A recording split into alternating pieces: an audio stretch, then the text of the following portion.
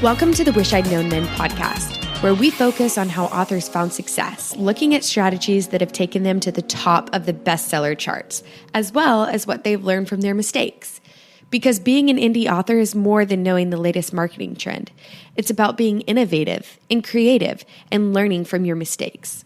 Your co-hosts, Jami and Sara Rosette, couldn't be more different. In fact, they're a study in contrasts. However, despite all of their differences, they agree that sharing what they wish they'd known, both the good and the bad, is the key to moving forward. Let's get to the show.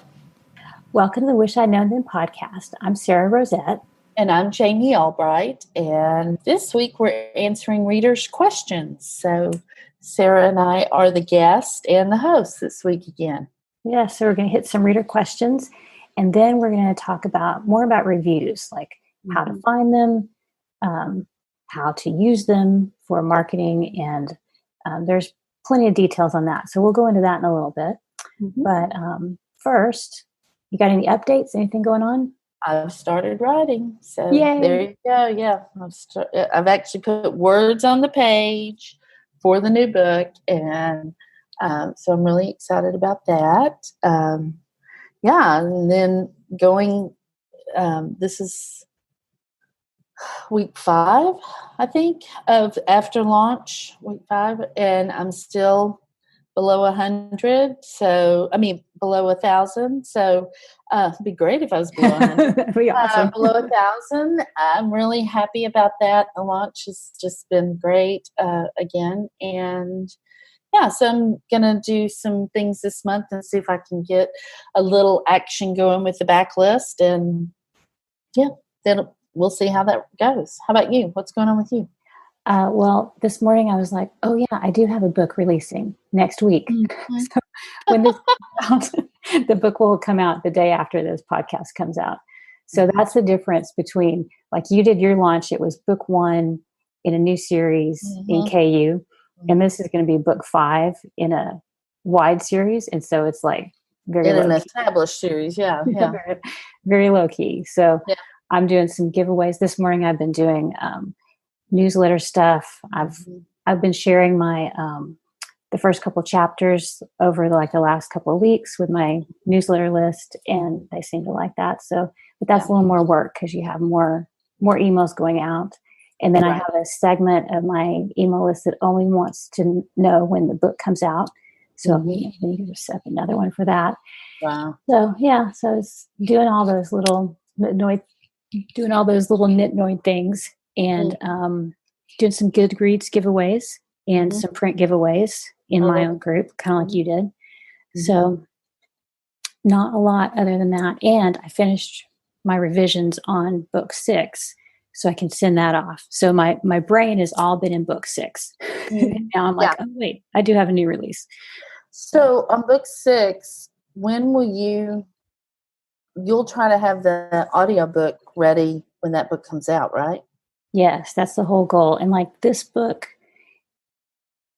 the book 5, it takes a couple of weeks to get it ready to go and to get it approved. So like it's better if you can upload the audio like a couple of months ahead of time, but that's just not possible sometimes. So this one, I think I submitted the audio about a month ago.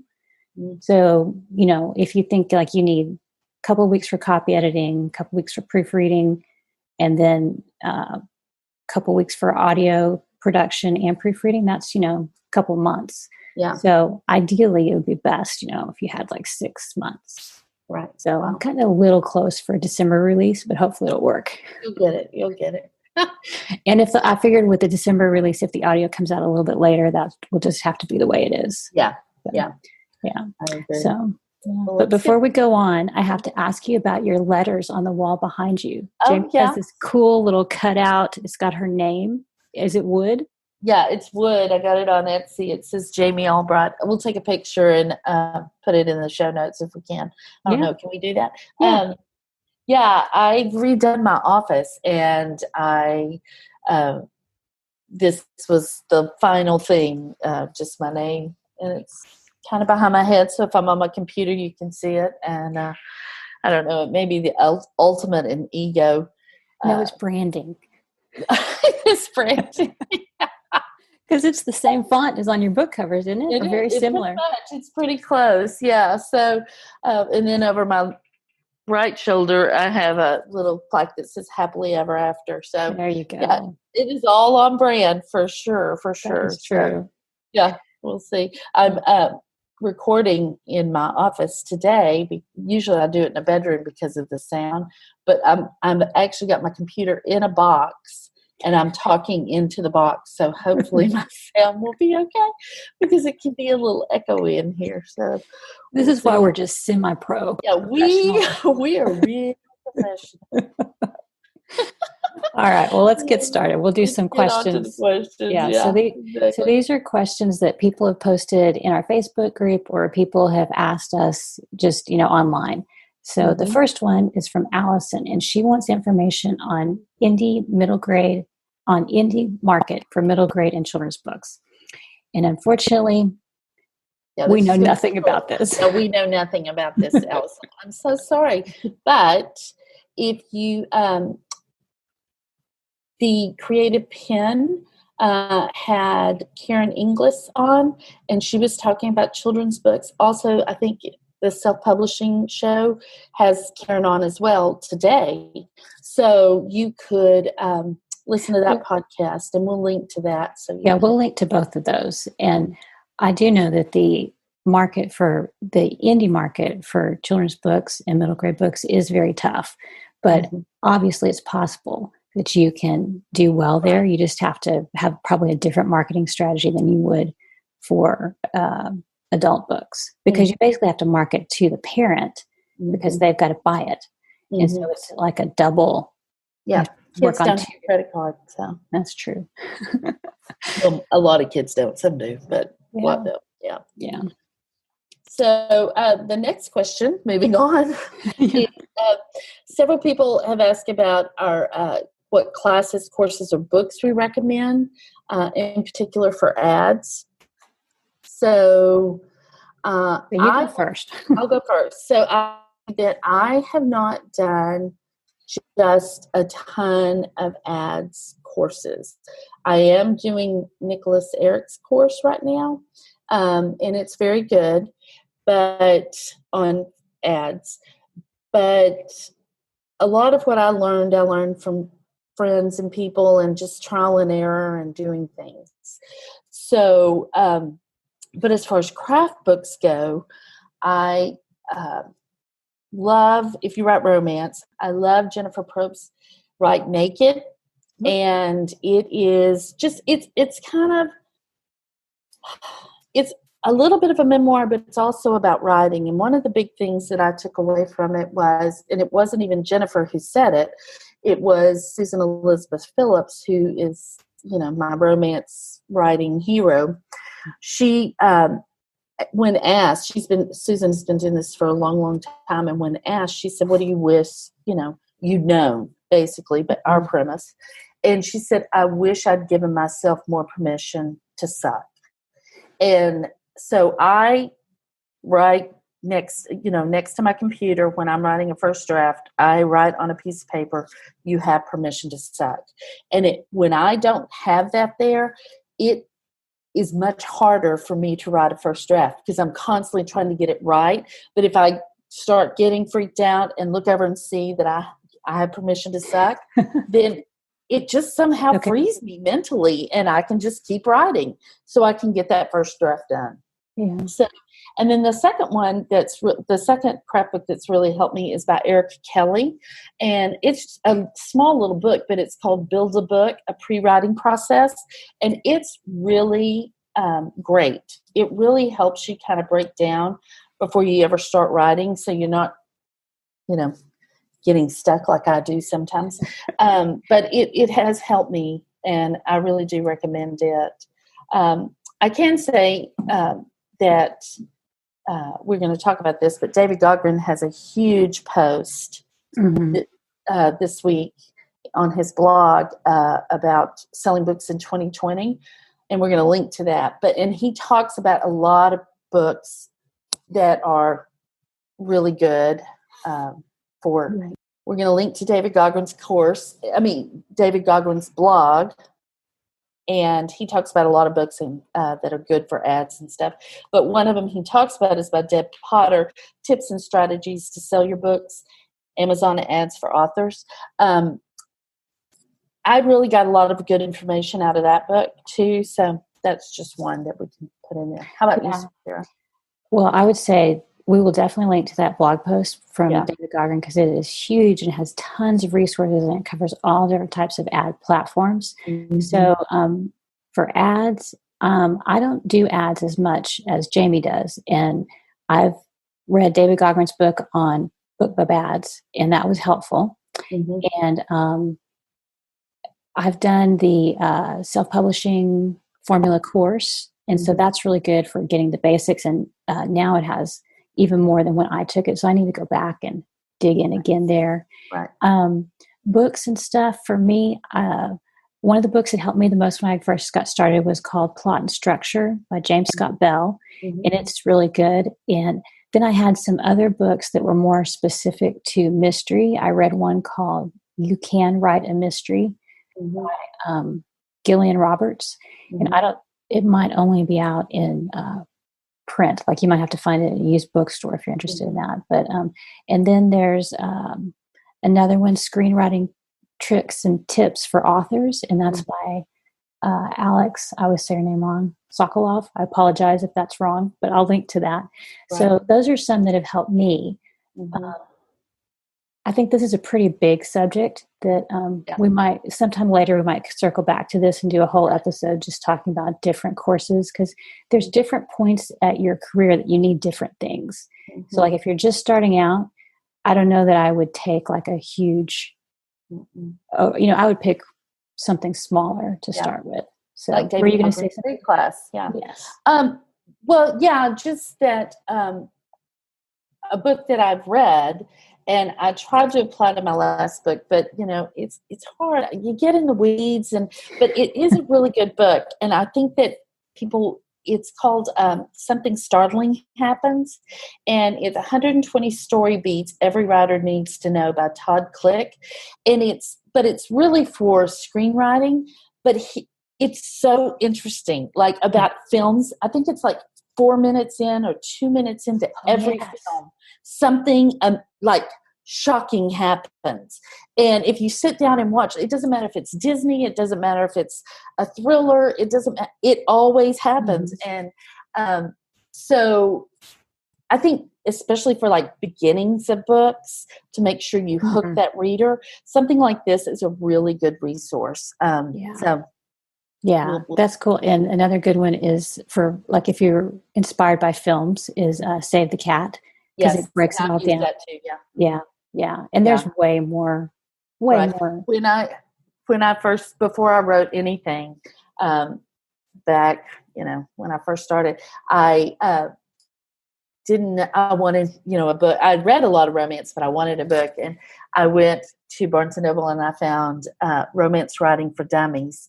And actually, it was great. I mean, it really broke things down. Like, this is what has to happen in a romance. And I think it even talked about like dialogue tags and not using them as much. And I mean, just some really, really good, helpful hints if you're just starting out, or if you've been doing it a while and you feel like you need to brush up on your skills. So Romance Writers for Dummies, that would be a book I'd recommend. So well, that sounds good.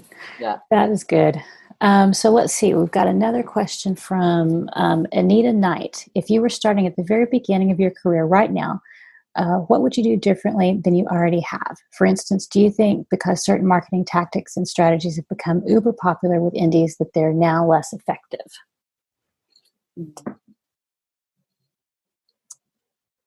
No. I mean, I don't think. I think the things that have kind of been working for a while are still working. What I wish that I had done was, what I was told to do and didn't do, would be have 3 books ready to go before I published. That would have changed everything, I think, for me. And while my career's been great and I'm not complaining at all, I just think that it would have made things a little bit easier. But it would have meant probably postponing releasing for another year, and I didn't want to do that. So, but that's what I wouldn't. That would be the one thing I would change. I don't think I would change much else. And as far as tactics, I think most things, free, for first free in series, if you're wide, you can speak more to this, but I see that working all the time with people. Bookbub, I think still work. Bookbub feature deals still work. Rapid release works if you can do it.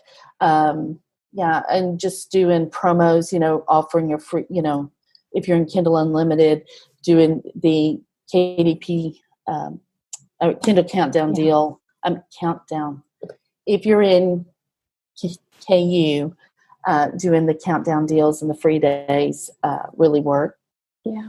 Still. So what about you? What do you think? Well, I think that there's not much I would do differently because I feel like even though like I was traditionally published first and then I became indie, I feel like I learned a lot when I was, like about how they publish books, and some of that I've applied. And we'll talk about that later when we talk about reviews. But it would have been way, way, way smarter if I had been writing books for myself while I was traditionally publishing. If I hadn't given everything to New York, that would have been smarter. But that's one of those things that you just go on and just keep going. I wouldn't do much differently. I mean, if I had been smarter and done my newsletter list via email instead of, like if I had collected emails instead of physical addresses, that would have been. Yeah. But see, I don't have this futuristic vision that some people do. So I just have to struggle. Your way up. I know. Well, and I would say that, I wish I had 3 books. Had I done that at the time, if I knew then what I know now, I would have taken my time and written 3 books. The problem is, if I had done that, then the books would not have been as good as they are quality-wise. Because you learn as you go, right? Because I learn as I go, and because I know now that I personally cannot write a really great book really fast. And so I need to think about things. I need to mull it over. Yeah, all the stuff. Me too. Yeah. Yeah. So while I say that, I'm glad I didn't, because if I had, book 2, book 3 might not have been as good as I think they are. I think they're written well. They're edited well. I have great covers, and so, but I might have rushed it, and I don't necessarily think that's a good idea. Yeah, yeah. As far as let's see, the second part was about tactics. So I think free still works, especially on the wide vendors. And if you can get a Bookbub deal, that's awesome. It'll give you a boost. But even if you can't, you can still go with the smaller advertising sites. Oh yeah, I think they still work. Yeah. Yeah, I do too. And if you don't hit them like every month, if you give a little time in between, you can still get the bump. I remember there was like a phase where people were saying, I've saturated, the market is saturated and I've reached all the ebook readers. And I was like, well, maybe if you wait a couple months and then hit those places again, you'll get new people, because new people have to sign up all the time. Right. I think free works really well. I think the thing that probably doesn't work as well is those big, huge newsletter building, email building things where like you go in with like 30 other authors and everybody gets a book and then everybody's inundated with emails from all 30 authors. That I think readers don't enjoy. So I did a few of those in the beginning when there were like 15 or 20 and you banded together and promoted. And I kind of decided I don't do those anymore because I feel like it overwhelms readers. I do them every once in a while. And I usually do them to sell books, not to build my newsletter list, but I did just do book sweeps with Ryan Z's company. And that turned out really well. It worked really, really well. And that list that I got wasn't, it was a good size list, but it wasn't like massive, thousands and thousands of people. Yeah. But I will tell you that I have sent several emails to them, and my click rate, my open rates and my click rates are great to that list. So I will say, I think if you use them if I think for a while it exploded in popularity, and people were like, oh, this is a great way to gain followers. Yes. And they weren't curated. I mean, the list, like Ryan's lists are curated, so he knows that those people that he's sending these books to are interested in these books. In those books. I agree. I agree completely.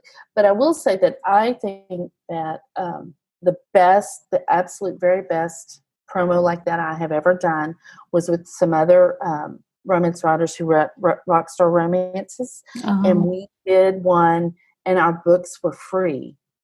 So there were 12 of us, I guess. And so I did the whole 5 days. You know, I ran a free run for 5 days. But on one of those days, all 12 of, in the day we put it out to people, all 12 of us had free books. So people could download those books. And that worked so well. I would coordinate one, but I don't know how. So let me know. In coordinating, but I was just asked to do it. So something like that. Because it's very specific. Yes, very specific, very short term, very, very genre specific with authors just like you, or close enough. I think something like that does still work. But yeah, I agree. The really big ones, the way I got my newsletter followers before I launched, those things don't work quite as well. Yeah. Yeah. I think there's a little reader fatigue with signing up and all that. But I mean, the basics of it still work. You just have to use it a little more judiciously, I guess. Yes. All right. So next up we have Luna. She would like to know the best way you found other writers to connect with. Like especially during COVID. Yes. Well, it's a little more challenging right now. Yes. So yeah, I would say on that one, you know, online groups, if you can find, you know, an online group of writers, particularly if you can find one where they write the same thing you do, you're going to have the same, you can help each other with marketing if you want. I'm not thrilled groups. They're like, okay, you join us and you have to do these 7 things, because I feel like I'm just like not interested in that sometimes. Yeah. So, but you know, if you can help each other with the craft, the marketing, and then just the support. I don't know what else any other. Well, no, I completely agree about joining online groups. I tell people that all the time.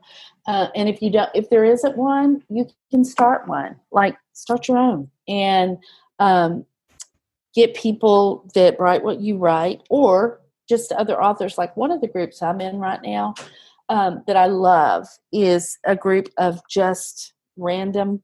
I mean, we all write romance, but we all write different kinds of romance. And so it's more of a marketing or just not even marketing, like moral support kind of group. And those are good. But if you're going to join a group like that, this is my big tip. And really, if you can go to conferences, you know, that's how Sarah and I met. That's how I've met a lot of my writer friends.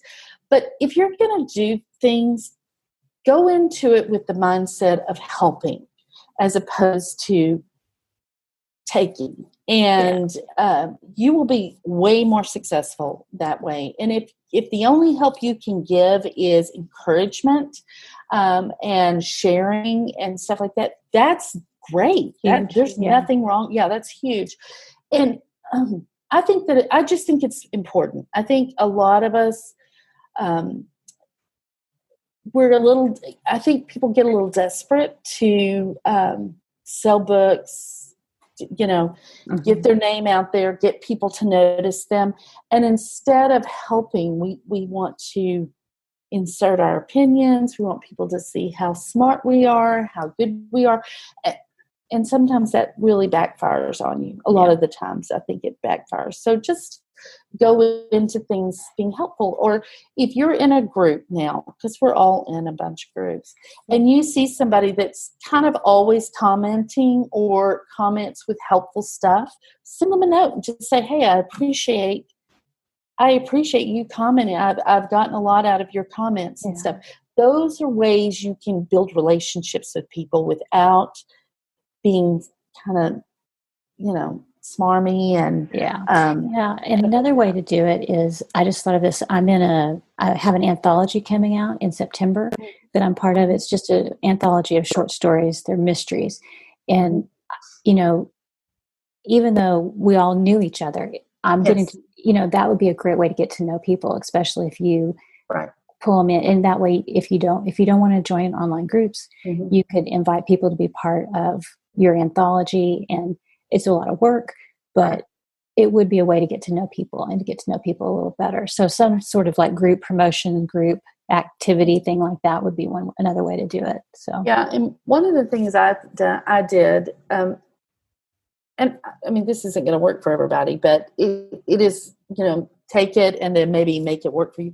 Last year, after we had been, actually it was the year before last, after we had been to Romance Author Mastermind, and I had met several people there and really connected with them. That's the key. You really connect with people. I have access to a beach house. And so I asked like 7 of them, I'm like, hey, would y'all want to do a writing retreat? And they all said yes. And they all flew to Houston, and we went to this thing, and we spent 4 or 5 days there just writing and working on marketing and stuff. And oh my gosh, it was great. And those 7 people are some of my closest friends now in the community, especially in romance. And again, we were friendly and we kind of had a connection, but spending time with people like that really, really helps. Now, of course, right now we can't do that, but at some point you might be able to. And so you don't really have to go to the beach house. I mean, you can do just about anything. Why not, if you can? But why not? Yeah, exactly. So believe me, I'd go to Timbuktu right now if I could go.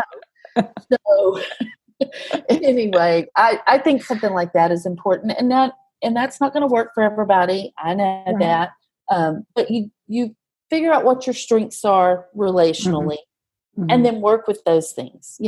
With those things. And if your strengths are not really being the one that reaches out, the one that talks to people. In fact, a friend of mine yesterday just mentioned that if they weren't with me or another extroverted friend, they probably wouldn't meet anybody. Then you know that. Okay, find yourself an extroverted friend that you can, yes, that will help you. And believe me, we love having friends, and so we're happy. They're happy. That's what I've done with Jami. Yeah. So I'm not everybody's cup of tea, but that's okay too. So let's go. I think those are some good tips. All right. So the last one is from Juliet. The last question is from Juliet. She wants to know about editing. So since we both just released a book, why don't we just go through and kind of give a quick summary of how we edit? Okay, you go ahead first. Okay. So what I usually do is, and it's going to depend on how you write, because some people edit as they go, and then when they get done, they're pretty much done. Right. I have a tendency to do a lot of my research and editing while I'm writing. But then when I get done, I still go back and I read the whole thing all the way through. Like I would love to do it in one day, but it never. I know. So like probably about a week. It takes me about a week, and I go through it and I find like all the like inconsistencies, the plot inconsistencies and things that need to be fixed. That's when I fix like date issues and timeline issues, although I try and not have to do that then. Yeah. And a lot of times at that point, I'm layering in more like reactions. I'll read something and I'll think, oh, she would have to respond to this. And I just totally didn't see it in the beginning. So I'll do that. And then I'll go back and do another read. And that time I'm more focused on like smaller details like grammar and commas and stuff like that. And then I'll usually read it again after that, just to make sure everything's good and that I like it. And then I send it off to a copy editor, get it back, and then I send it to a proofreader and get it back. And because I'm me, I actually use 2 proofreaders, because for a while when I got back that final proof, I was listening to it because I could catch more errors that way. But that takes so long. Yeah. I finally decided I would just pay somebody a second different proofreader to read it again. And that's really helped catch a lot of errors, and it's freed up a lot of my time. Yeah. So that's kind of like my high level. And the other thing I do is I have a list of words because I'm terrible with compound words. So like if something should be together, I separate it. And if it should be separated, I put it together. Like I always do the opposite. So I have like my commonly messed up words. And like when I get done, I'll go through that list and I'll think, oh, I did use this word a lot. Let me go check. And then we talked in another podcast, I think with Mal, about searching for like grinned, nodded, things that, phrases, you use that, overuse. Yeah. I do that too. So for me, okay, strap in for the hot mess express. I write just the first draft. The first book I wrote, I did write and edit as I went, but I was working with a critique group then. Actually, the second book, I kind of did the same thing, but it wasn't quite as intense as it was on the first book. But now I write the first draft. Then after the first draft is done, if I have time, I will go through and kind of clean it up a little bit. If I don't have time, God bless my developmental editor's heart. And I send it. So for the last 3 books, I've used a developmental editor. And so I send it to them, and then they look at it and go through it, tell me the plot holes, tell me if they don't like, what they don't like, what they do like. This one in particular, she just thought my hero was arrogant and petulant. Those are nice. Probably not what you want to hear. Appealing, yeah. So I went through, and then there were some time issues, and stuff, and she was like, I don't understand why this is happening here. It should have, it could have happened earlier or whatever.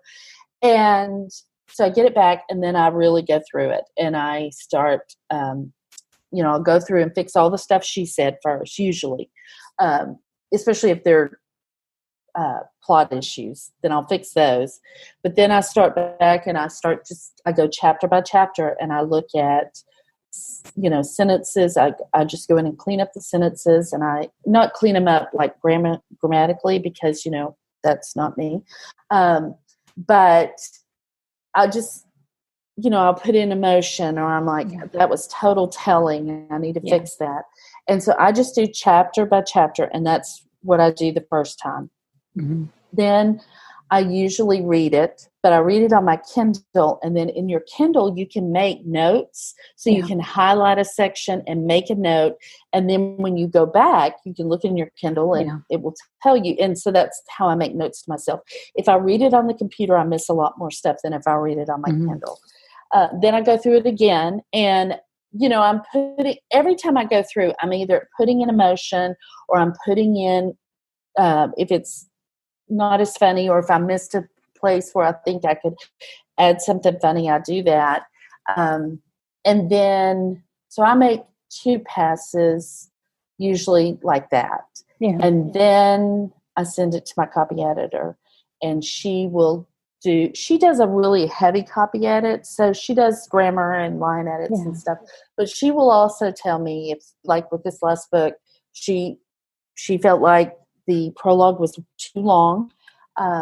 And she also noticed that my hero was a little petulant and arrogant. So I had to go back and look at that. I left some of the arrogance. I took out the things that if 2 people tell me that he's being petulant, then I probably need to take it out. But I get it back and I fix all that stuff. And usually if it's got big stuff like this last one did, I go through and just accept her grammar things, the little thing, the easy things. I accept those, get those out of the way. Then all I have to do is deal with the bigger things. And then after that, I send it to beta readers, and I send it to, actually this time I send it to the beta readers before I send it to my copy editor. And then I send it to proofreader, and then I fix the proofs. So So I will say I used to print mine out. I used to print my book out, and I had these humongous notebooks, and I would carry them around with me everywhere. And I would, I'd print it on 3-hole paper and take it with me, like when my kids were younger, and I would take it. I'd be in the car line, and I used to do a lot more editing, and I did a lot of like moving sections, and I had this like elaborate thing like go to page 52 and find the star and insert, so it was like I did a lot of moving around, and I do less of that now. And I don't know if it may be because I've just learned to incorporate a lot of that as I'm writing the draft. Right. So I think I do less editing in some ways now than I used to, and I just do it all on my computer now. Right. But let's see. And I have listened to my book before, and that does really help. You're right. It does take a while. And that's why I kind of like this whole doing it on the Kindle thing, because I did that twice. One after I sent it to, before I sent it to developmental editor, and then I went back through it and read it again and made notes before I sent it to the copy editor, because, you just know that there are things you miss, and I want to clean it up as much as I can, because I know that she has to do a lot of, line editing and grammar stuff. So I want to try to make things as easy as I can for her. Yeah. So, and I have recently added in the last couple of books, I've used Authors AI, and we're going to talk to Alessandra Torre and JD Laska in a couple of weeks about that, because it does give you like the structure. So I like that. It gives you you can see the narrative arc, and then it tells you, it's got this thing where it shows you the beats. And so I like that because it lets you know, like if you have a portion that's slow, or, a portion that's, it lets you kind of see how it matches up to other books, and so now that I've got a couple of reports from them, I can look and see the differences between my books and go, oh, this one was a little slow at the beginning, or, it just helps me kind of give a different view of it. So that's been interesting to add that. And I will say about the list of words and stuff and phrases, I just really recommend a lot. I think everybody should do that. And one of the words I have to search is the F word, because I really like to use it in my writing. And there's nothing wrong with it. But, in a 80,000 word manuscript, if it's not appropriate to use it 40 times, then you may, or 140 times or 400 times, whatever it is, you might want to go in just for variety's sake. And so that you're not like, again, there's nothing wrong with using it. It's just that you want to have variety in your writing and in your cursing. And so you don't want to, you just don't want to be a one note kind of gal. Or guy. So I think it's important to even go through, because I do that with all the curse words, or any of the phrasing, and then writing some other scenes that we write in romance. I look at those too, and just I spend a lot of time editing my sex scenes, because I want them to be what my readers expect and what my readers want. And I think and it takes me longer on those. So those are usually the things I spend a lot of time on. So yeah, just being mindful of stuff like that. Yeah. I think that's true. I don't have to search for the F word in my book, so it saves me some time there. I know. All right. So we should probably move into reviews and talk about that. Reviews. So let's talk about how there's different kinds of reviews. So there's reader reviews and there's professional reviews. Yes. So first, let's talk about reader reviews and how to get them, because that's the question people always have. So what would be your top recommendations for that? It's tricky, because I've always said one review begets another review begets another review, and it just kind of is a snowball. So the more books you sell, the more reviews you're going to have. Yeah. But to circumvent that, you can use services like Booksprout. Before the book comes out, if you're in KU. If you're not in KU, I think you can use these I think you can until you actually put it in KU, right? Yeah, I think so, because in KU you can't give away your book. Right. But if you are, before you launch, you can use Booksprout. I used a service called Shifted Sheets for my first book, and it was amazing. I mean, just worked so phenomenally well. I think they've changed the program a little bit, but I still think they have a review service. So you might check into that. You can use NetGalley. You can use Hidden Gems. Those are services that you can pay for, and they put your book out, and then people review it. What I liked about Booksprout was that I used the paid program, so I think it was $50, and I got 35 manuscripts. I could give away 35 manuscripts. I think like 31 of those people reviewed. It was a high number, but it's because they want to stay in the program. Like when they would review, they would send me an email and say, "Hey, I put my review up. Can you go mark it that I did that?" Because they want to stay in the program. So was that Booksprout or Shifted Sheets? Oh, Booksprout. That was Booksprout. Okay. Yeah, Shifted Sheets was just for the first one, I think. Yeah, just the first one. And I paid the money to be in there, like a letter promo kind of thing. And then I think I gave away like 300 books. It was a lot. But I got 75 reviews. So for me, that was worth it because I didn't have a platform. I didn't have, and I think this is kind of important if you're new, don't be afraid to give your book away in order to get reviews. Right. Yeah. Because those people aren't your readers, but once they read your book, they may become your readers. And that definitely happened for me with Shifted Sheets and that first book. Yeah. So I think there's if you're going after reader reviews, you can pay sites like the NetGalley has a co-op thing you can do through Kobo. You can do that and pay a fee for promotional opportunity through them, or you can just give your book away. Mm-hmm. So you can do book giveaways on Library Thing and Goodreads, and that's what I did when I first went indie. I just had to give it away, and we've talked about Goodreads before, that's a good place to just find your people, find the little niche of readers that you like. Yeah. So, there's lots of things, and a lot of times it's free. And then you can look too for specific groups for your genre. So there's specific groups that all they do is they review cozy mysteries, or, rom-coms or whatever. I don't know. Are there groups just for rom-coms, or is it more general romance? No, there were rom-com groups. Yeah. Yeah. So. And, if something I've done with every book, the last 3 books, is gone in, the people who I'm friends with on Facebook that have reader groups, gone into that have audiences that would like my book. I go into their group and do a giveaway, an art giveaway.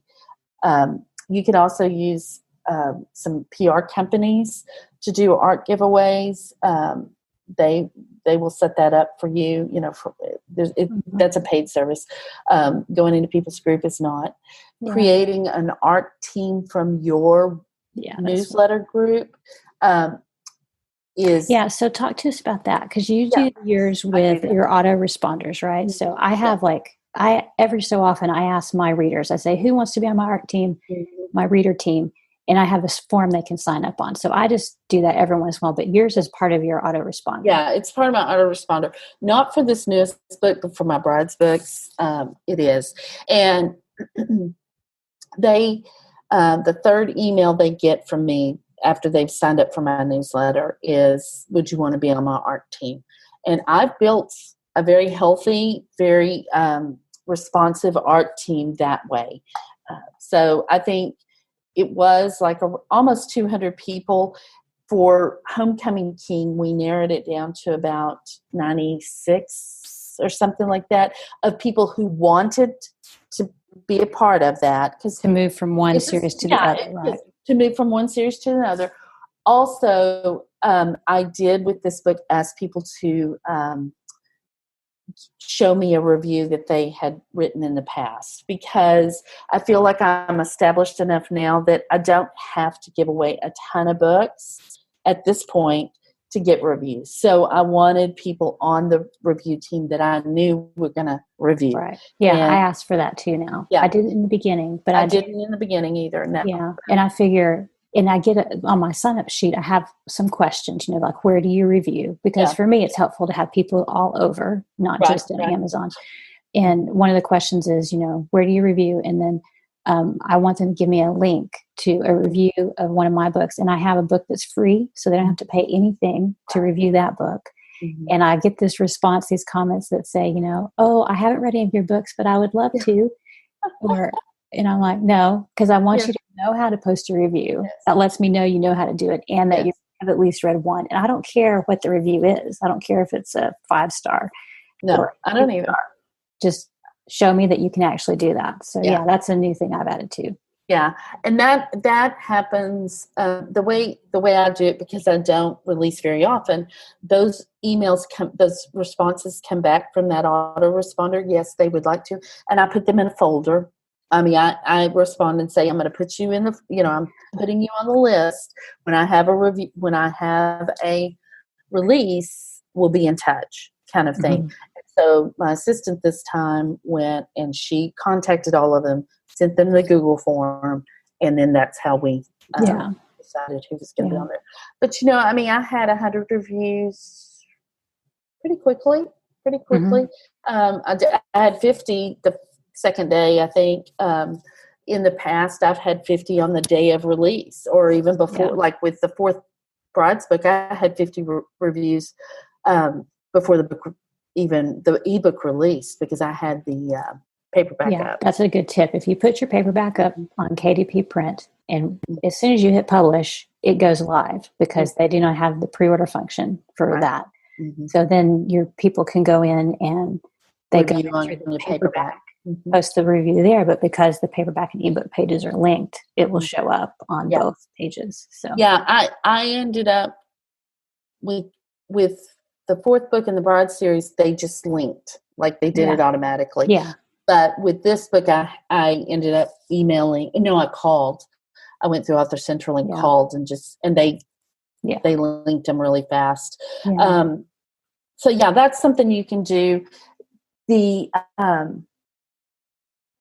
So I was going to say, there's another thing you can do for, occasionally I'll do a blog tour, and I usually do that at the beginning, like if I have a new series.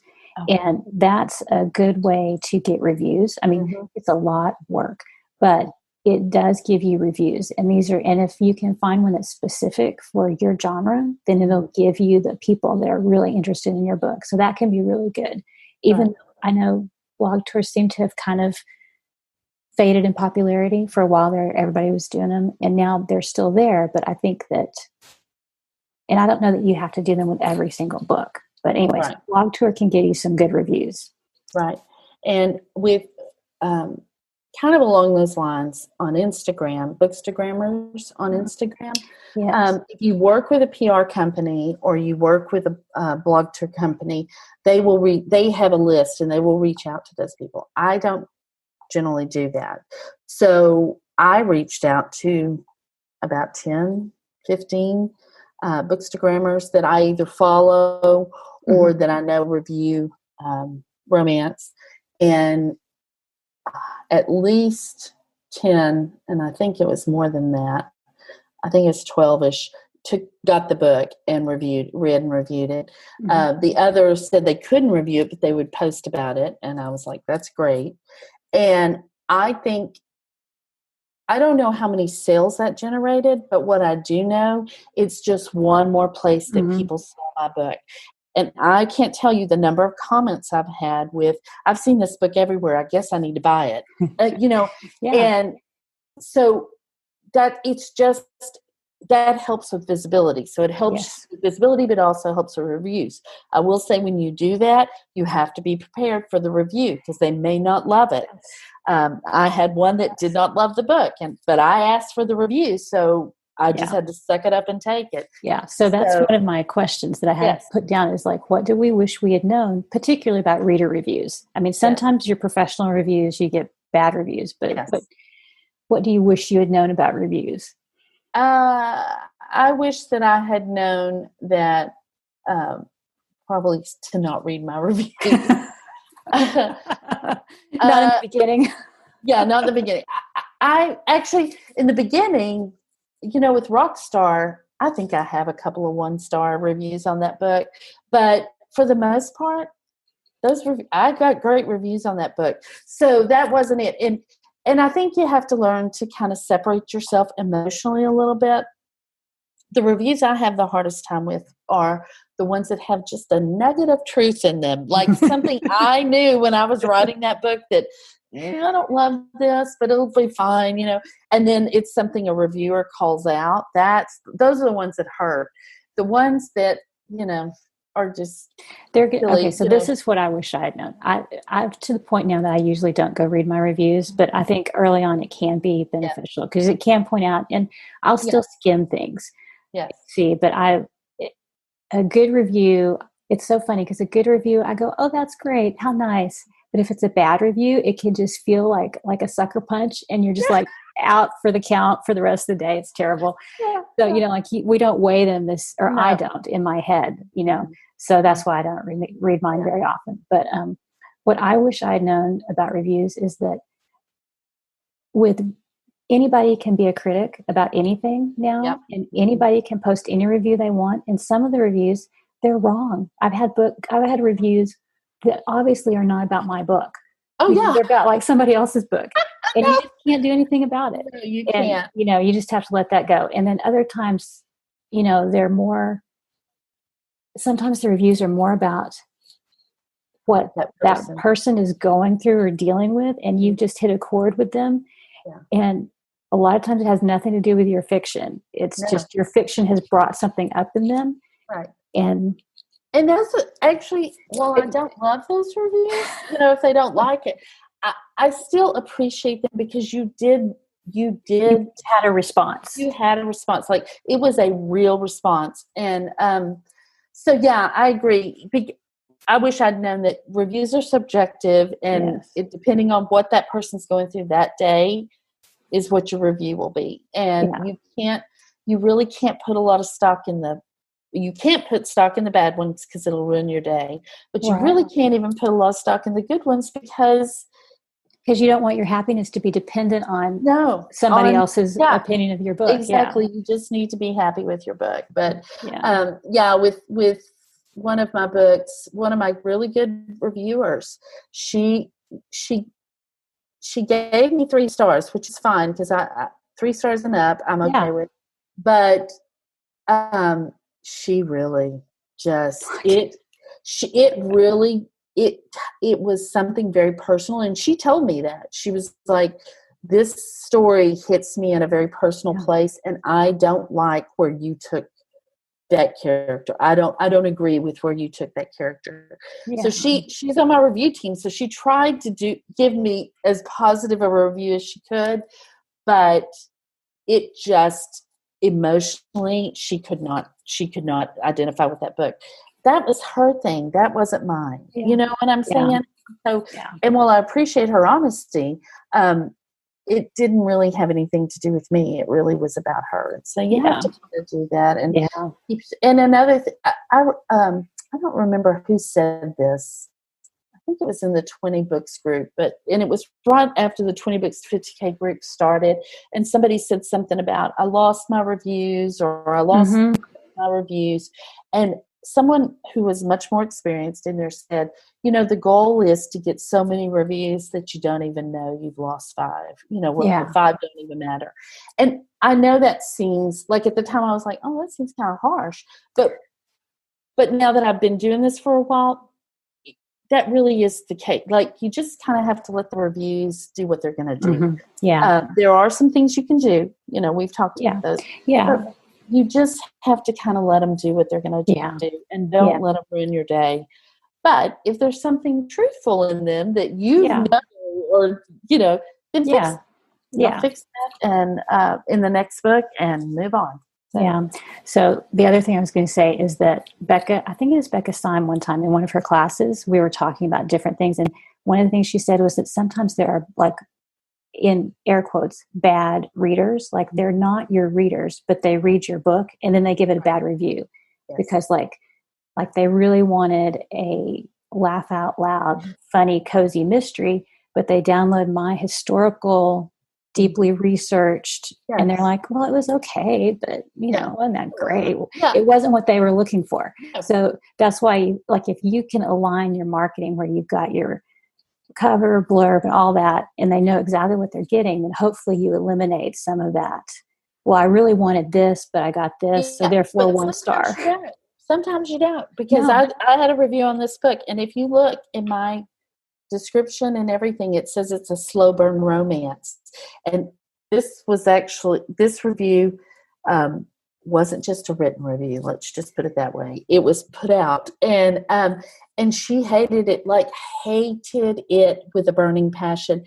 And it was because it was a slow burn romance. It's appropriate. Slow burn. It's a slow burn romance. But she doesn't like those. And I'm like, okay, well, that's fine. And that was the one that I was like, whatever, you cannot do anything about it. I did everything I could to keep you away from my book, and you got it anyway. So, but you know what? What I've learned is that even if somebody reviews your book that way and they're like, oh, I hated it, I don't like slow burn, there'll be other people who go, oh, I love slow burn. And that bad reviews will sell books. Bad in air quotes. Absolutely. Yeah. I have a friend who takes her bad reviews and uses them in her ads because it repels, and this is what I've said about marketing before. Yes. Marketing is much about repelling the wrong people as it is about attracting the right people. And so it repels the wrong people, but it also attracts, those kinds of reviews will attract the right people. So and the fact is, most people don't go back and read all your reviews anyway. No. You're the only one that does that. So, us obsessive, compulsive authors. Yes. Some will look at, when I'm looking at a book that I'm not sure about, especially if it's a trad book and it's $8.99, for the ebook, I'll look at some of the good book. I'll look at a few of the good reviews, but I'll look at a few of the bad reviews and decide, is this something I want to, and that's it. That's all I look at. I don't. Yeah. So everybody gets. Oh, go ahead. Well, I was just going to say, everybody gets bad reviews. Go look at your favorite author. Oh, yes. They've got bad reviews. So yeah. Jane Austen has 1 star, so I'm okay. Yeah. So we are going to go on and talk about like how to use reviews, because you kind of touched on that. But before we do, let's go over professional reviews, because we've kind of talked a little bit about that, touched on it. But for professional reviews, there are ways now. Like when indie authors started, there was nothing. You couldn't really do this. Mm-hmm. There are maybe a few sites, but now it's becoming more common to have professional review sites where you pay for an opportunity for your book to be reviewed, or you pay for your review, but you're not necessarily paying for a good review. Mm-hmm. So I made a list of these, and so you can get these like from Readsy has a service like this, Book Life, which is part of Publishers Weekly. Kirkus has one, and then we've kind of touched on like the other sites that are not quite as well known, like Hidden Gems and Book Sprout and those things. You can use them as well. But so these you can, some of them like Publishers Weekly, you can submit your book to, and it's free to submit your book, and they may choose to review it, they may not. So I've done that with like the first 3 or 4 books in the historical series, and they've reviewed all of them. And it's hit or miss. You don't know why they're going to pick them or why they might not. And you don't know what kind of review you're going to get. So with Kirkus, you pay, and then you have the choice of whether or not your review will be released to the world. So if you and they're expensive. Some of these are really expensive. And Kirkus is like several $100s. Yeah. If you're an indie author, would you think that's a good investment of your money? I would think it depends on the type of book you have. Because see, I was trying to, with this historical series, I knew that a lot of the market was traditional. Mm-hmm. And I knew that if I could get like a PW, a Publisher's Weekly Review, that could help with sales. Mm-hmm. And so that was one reason I thought, well, I'll submit it and see if they pick it up. Great. If not, then that's fine. Mm-hmm. So, but the thing with those is that if you submit your book and they select it and review it, then they're using it also for lead gen. So you're going to get emails from those companies saying, hey, we reviewed your book. Would you like to promote your review? Mm-hmm. And you're under no obligation to do that. Mm-hmm. But that's just kind of the not necessarily downsides, but I think there's better ways for authors to spend their advertising money than promoting a review in, their magazine or whatever. Mm-hmm. So those, but it does give you if you can say, I have a PW review, I have, a Kirkus review, a Reedsy review, then, it gives you a little more, like, especially if you're trying to appeal to libraries or traditional bookstores or indie bookstores. Or even Bookbub. Yeah, true. Like if you're trying to get a feature deal, that's one of the things you could put in the comments, Yeah. Yeah. So you can do those. They review, like those sites, they review all kinds of books. Mm-hmm. But then I also discovered that you can submit your book to, like, if you have a certain genre that you write in, there's a historical novel society, and they do reviews for their members. So I submitted my book there. They reviewed it, and they have an actual print magazine that comes out, like old school. So that was cool.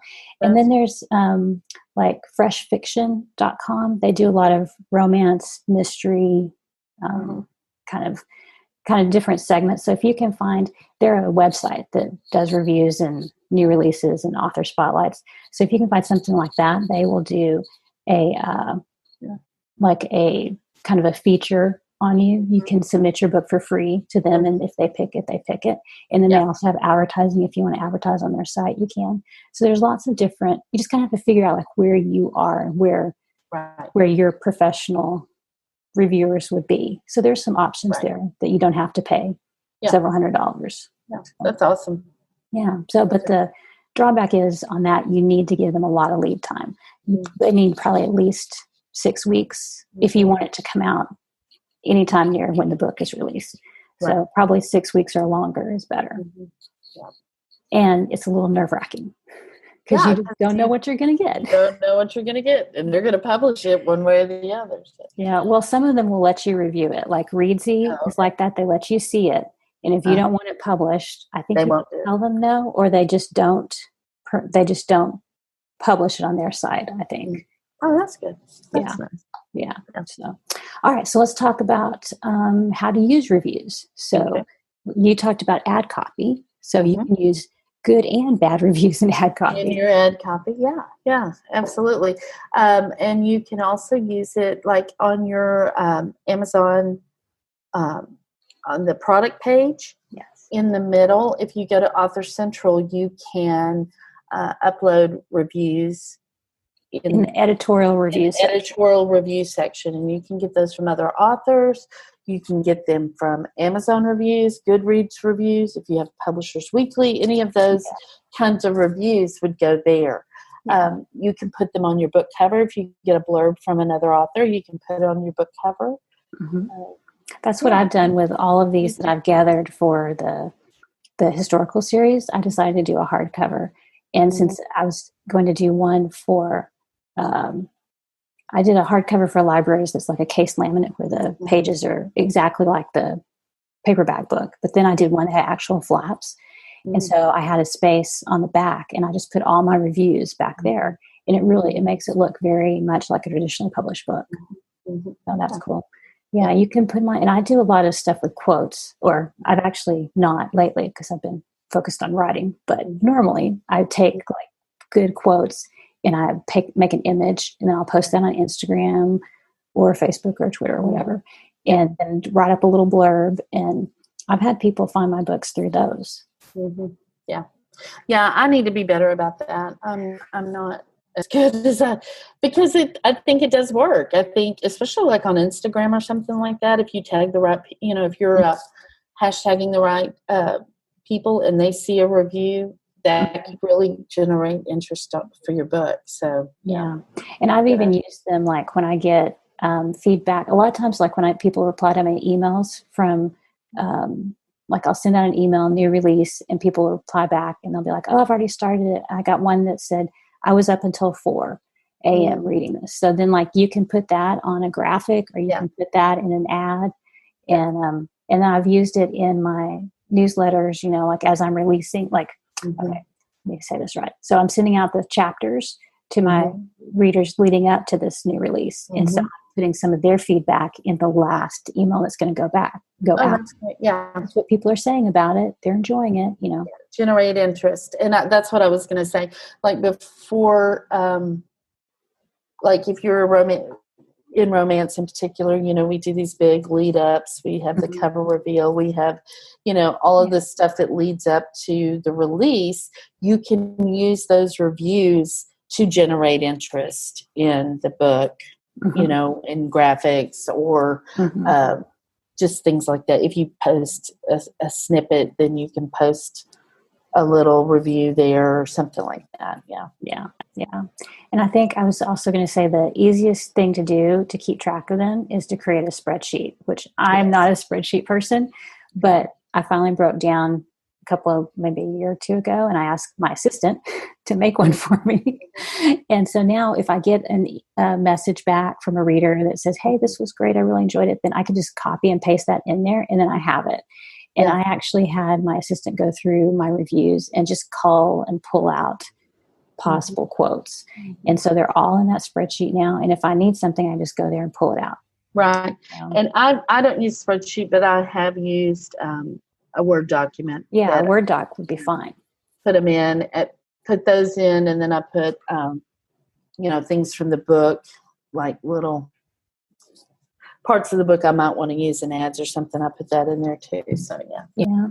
All right. Well, I think we have covered reviews in depth. Yeah, we have. Yeah, people are reviewed out. But and one thing I forgot to mention in our what's been going on is my book is being published in Brazil with Cherish Books. And they did the cover reveal today for the Portuguese cover. So cool. How does it look? Is it different? It looks great. Yeah. Did they use your same image in different? No, I thought they were going to, but they didn't. It's a little darker than my books are. But I told them, well, they had 2 images, and one was really hot, but it was too hot for the book.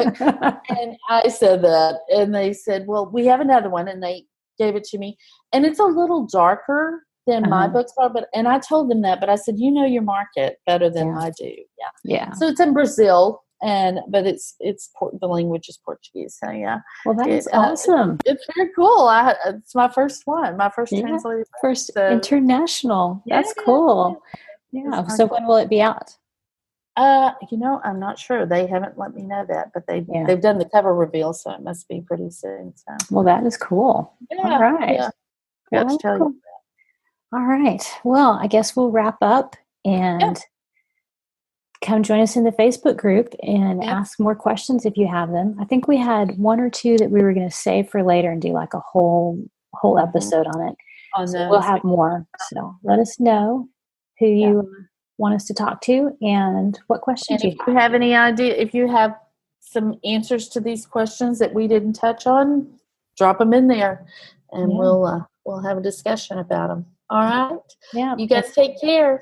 Yeah. So we'll have all the links and stuff in the show notes at wishidknownforwriters.com. Bye. Thanks for listening to the Wish I'd Known Then podcast. We hope this episode inspired you, empowered you, and made you laugh a little bit too. If you loved it, tell your friends about it. And if you feel so inclined, leave us a review.